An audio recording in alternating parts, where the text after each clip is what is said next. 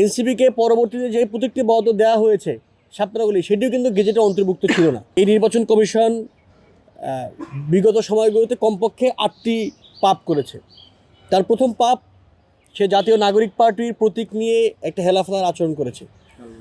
তারা বলেছিল যে গেজেটে যে সকল প্রতীক আছে তার বাইরে কোনো প্রতীক বরাদ্দ দেওয়া যাবে না, কিন্তু আমরা দেখলাম এনসিপিকে পরবর্তীতে যে প্রতীকটি বরাদ্দ দেওয়া হয়েছে সাতটাগুলি সেটিও কিন্তু গেজেটে অন্তর্ভুক্ত ছিল না। সেই গেজেটের বাইরে থেকেই তারা প্রতীক দিল, গেজেটের বাইরে থেকেই তারা প্রতীক বরাদ্দ করলো, কিন্তু এই মাঝখানে দীর্ঘ সময় তারা এনসিপির প্রতি যে বিরূপ আচরণ করেছে এটি তাদের প্রথম পাপ। তারা দ্বিতীয় পাপ করেছে, একজন ব্যক্তির অনশনের মুখে একটি দলকে তারা নিবন্ধন দিয়েছে। একটি দল ইসি কর্তৃক যে সকল শর্ত আছে সেই সকল শর্ত পূরণের পরেই নিবন্ধন দিবে, এটাই স্বাভাবিক আচরণ হতে পারে।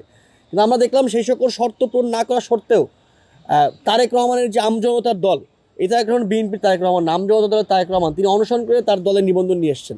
এইটা একটা সাংবিধানিক প্রতিষ্ঠানের আচরণ হতে পারে না যে সে একজন ব্যক্তির আন্দোলনের ফলে কিংবা অনশনের ফলে সে একজনকে নিবন্ধন দিয়ে দিবে। যদি কেবলমাত্র ওই দলটি সকল শর্ত পূরণ করে তখনই সে নিবন্ধন পাওয়ার কথা।